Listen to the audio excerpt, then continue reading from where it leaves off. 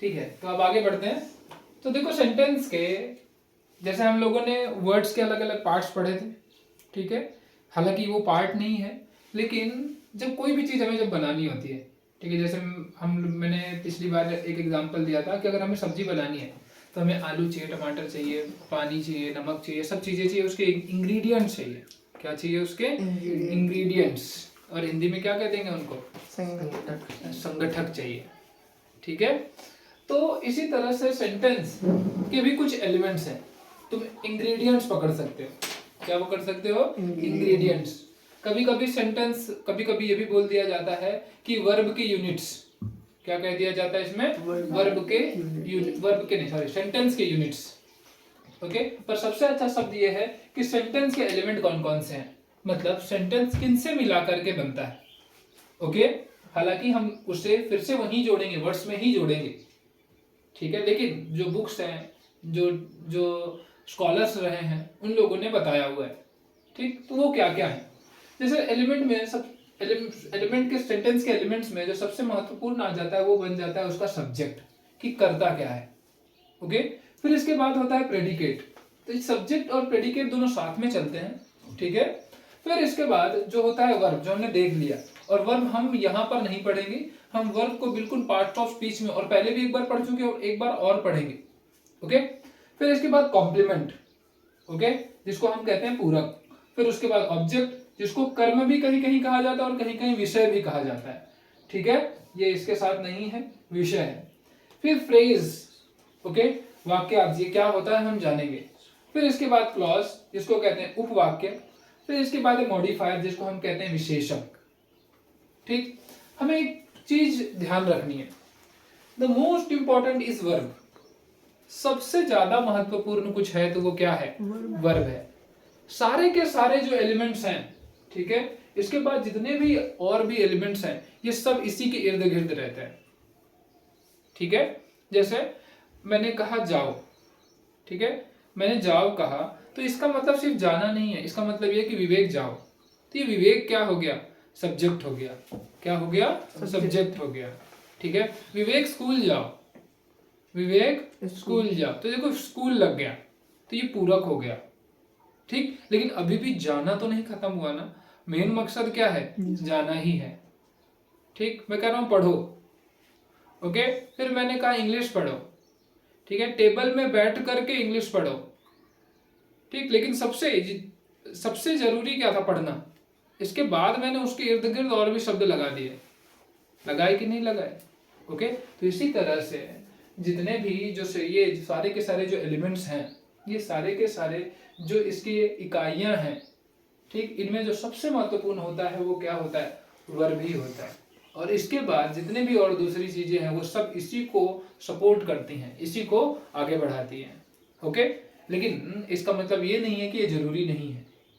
Okay, हमें पूरी बात कहनी है, सिर्फ वर्ब वर्ब कह के नहीं रह जाना है, सिर्फ क्रिया ही नहीं बतानी है, ठीक है। जैसे काम तेजी तेजी से करो, काम तेजी से करो, ओके। अब जल्दी है, जैसे काम जल्दी जल्दी करो, तो ये जल्दी बताना भी तो जरूरी है ना, ऐसा तो है नहीं कि जरूरी नहीं है। और काम किसी को कहा जाए, जैसे कहा जाए अहमद काम जल्दी जल्दी करो, तो इसका मतलब क्या अहमद बोलना जरूरी नहीं था? सिर्फ मैंने ये कह दिया काम जल्दी जल्दी करो, किससे काम करना है? सवाल बन जाएगा कि नहीं बन जाएगा?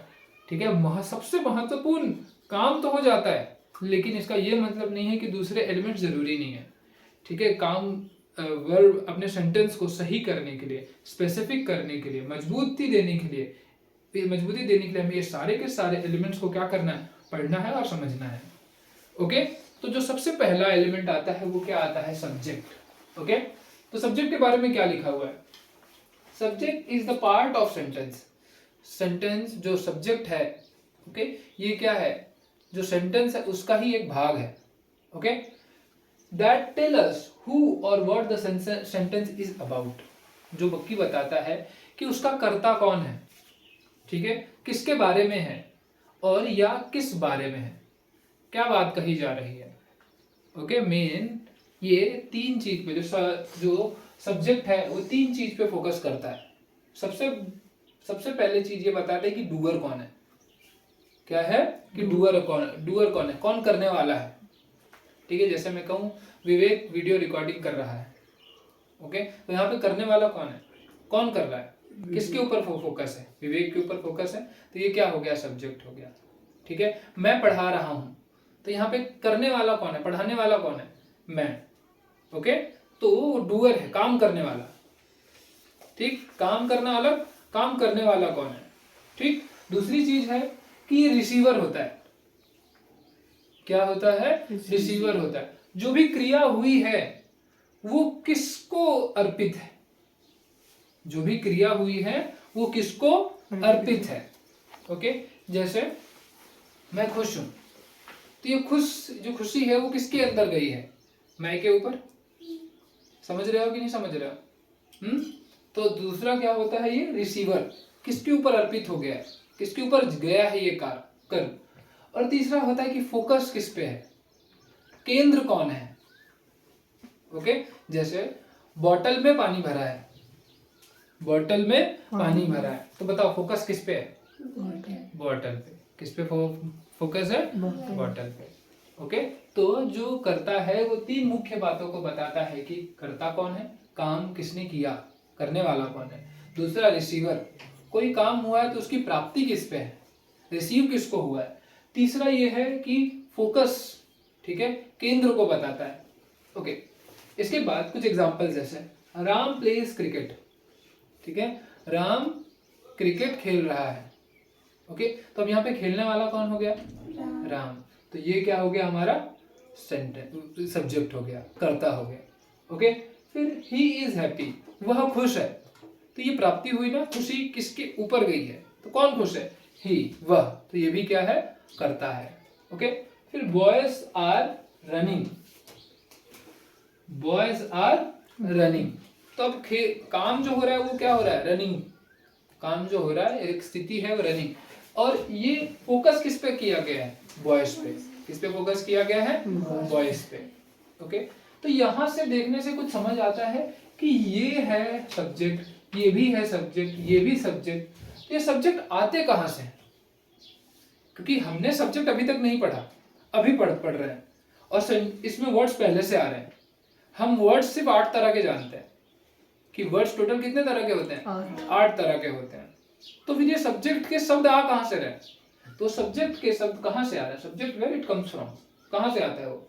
ठीक है, फ्रॉम वेयर इट कम्स, ये नाउन से आता है। तो जैसे देखो, राम क्या है, नाउन है, बॉयज क्या है, नाउन है। दूसरा ये आता है कहां से, प्रोनाउन से। तो जैसे ही, ये क्या है, नाउन है, सॉरी प्रोनाउन है। इसके बाद कुछ और भी शब्द आते हैं। एक तो ये हो सकता है नाउन फ्रेज। क्या हो सकता है ये, नाउन फ्रेज। क्या होता है हम इसे जानेंगे, पहले समझेंगे। यहाँ पर लिखा हुआ है ना फ्रेज, ओके, स्पेलिंग गलत है इसकी, ठीक है। तो यहाँ पर लिखा हुआ है ना फ्रेज, यही से हम इसको जोड़ेंगे कि फ्रेज क्या है। फ्रेज कुछ और नहीं है, ये क्या है, ग्रुप ऑफ वर्ड्स ही है, लेकिन जिसका कोई मतलब नहीं होता। ठीक है, ये एक सहायक के तौर पर काम करता है। ग्रुप ऑफ वर्ड्स रहेंगे, 2 से 3 शब्दों का एक समूह रहेगा, और ये इसका अपने आप पे कोई मतलब नहीं होगा। जब मैं सीट पर इसका कोई मतलब है, ये क्या है, ये है हमारा फ्रेज। ओके, वाक्यांश। ठीक, समझ आया, तो इसको हम जानेंगे। फिर इसके बाद जीरंड। तो जीरंड मैंने वर्ब में एक बार सिखाया हुआ है, ठीक है, अगर चाहिए तो वर्ब की जाकर के वीडियो देखो, वहां पर मैंने बताया है कि ये जीरंड क्या है। तो जीरंड भी क्या बन सकता है, ये इतना समझो, वर्ब का आईएनजी फॉर्म होता है। क्या होता है, वर्ब का आईएनजी फॉर्म होता है। जैसे running is best exercise, running is best exercise. तो मैंने क्या कहा, दौड़ना सबसे अच्छी एक्सरसाइज है। ठीक है, दौड़ना सबसे अच्छा अभ्यास है। समझ रहे हो? तो ये क्या हो गया, दौड़ना। तो ऐसा नहीं लग रहा है कि ये वर्ब है रनिंग, लेकिन जीरंड भी इस्तेमाल होता है। जीरंड एक हिसाब से वर्ब का नाउन फॉर्म क्या होता है, जीरंड होता है। ओके, फिर इसके बाद इन्फिनेटिव। क्या, इन्फिनेटिव। ये भी वर्ब में तुमने वर्ब में पढ़ा हुआ है कि इन्फिनेटिव क्या होता है। ओके, किस रूप में होता है, एक बार देखना फिर से जाकर के वो वीडियो। फिर लास्ट में है क्लॉज। तो इन जगहों से, ये तो तुम जानते हो कि नाउन क्या होता है, सब पूरा जानते हो।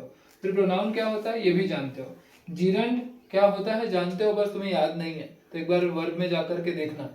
ओके, इसी तरह से इन्फिनेटिव क्या होता है, फ्रेज और क्लॉज हम आगे समझेंगे, एक बार और आएगा। ओके, फिलहाल तुम्हें ये पकड़ के रखना है कि जो सब्जेक्ट आता है नाउन प्रोनाउन हो सकता है और जीरंड और इन्फिनेटिव हो सकता है।